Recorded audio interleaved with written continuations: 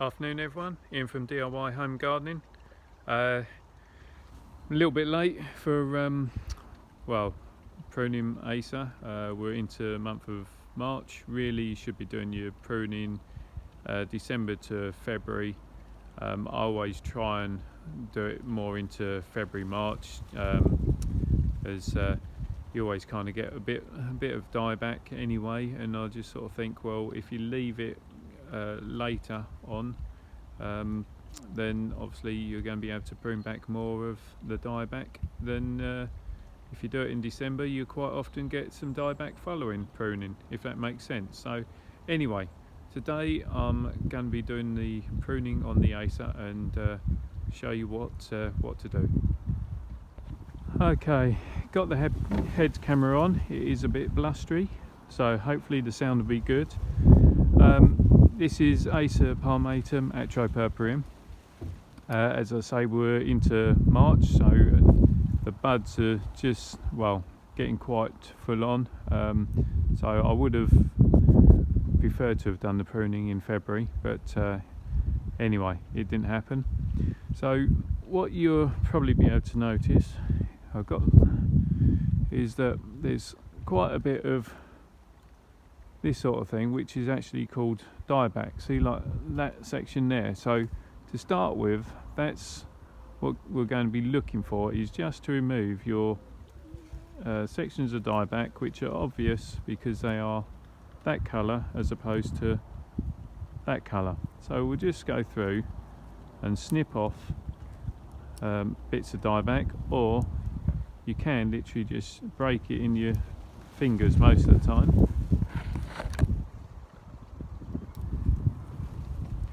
And as I say, my personal feeling is that if you do your pruning in December, then actually by the time you get to this time of year, you'll end up seeing a little bit more dieback than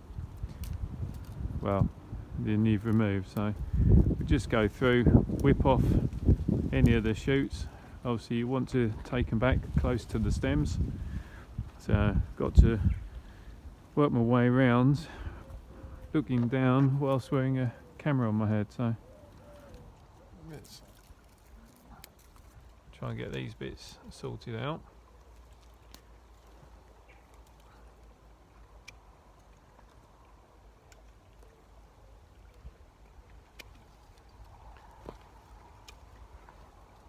We're just working our way around, and if you got any sections, you need to take them right back. If you were to, say like with this bit, if you only cut that like that, then this will still stay on. So you want to make sure you take it back as nice as far back as you can with a nice neat cut, like so.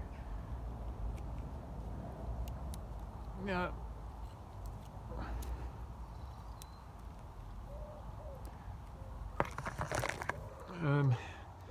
Don't really know, no one seems to really know why Acers have this dieback to them, but they always seem to get it. It doesn't seem to be any real reason as to why. You know, sometimes you can have a cold winter and they get a load of dieback. Other years you have a cold winter and you get nothing. So it's a bit of a mystery, but anyway, watch my feet.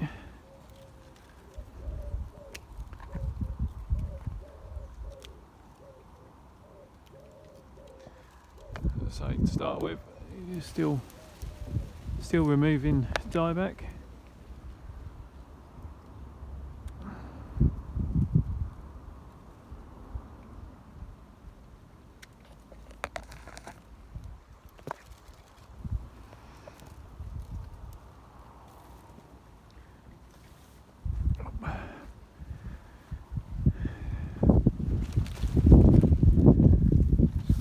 Different position.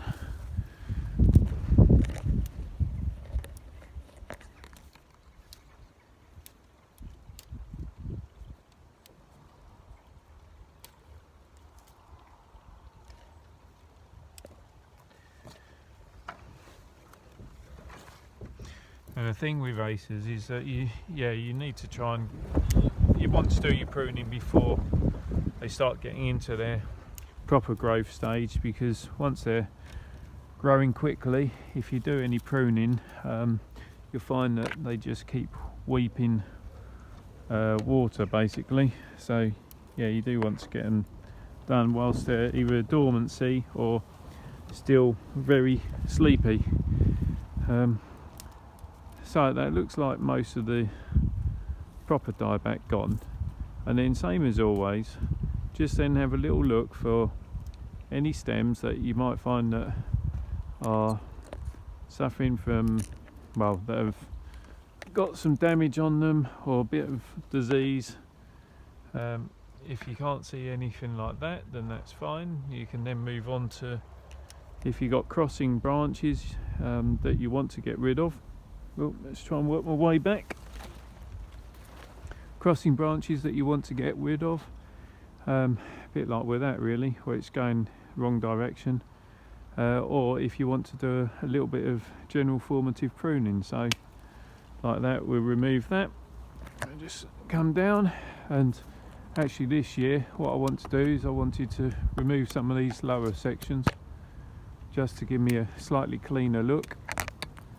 So just take those back nice and tidy, cut that out as that's the central piece, don't want that. So just I think I will leave that. So just work your way through, and like with this, you can see it's got a little bit of damage to it, which we can remove if we want to, and that is going the wrong way. So just get that. It's not the best limb either, so take that out. That will get rid of a little bit of the crossing nature to it. But other than that, I'm quite happy with that. And oh, that little sprout there. So yeah, I mean, acers are not the fastest growing things in the world, so you don't want to take off more than you need to or want to, but equally you want to have it so that it is the right shape for you and for the tree. So that's that. That's yeah, quite tidy. Sorry about the look, that's head cam hair for you.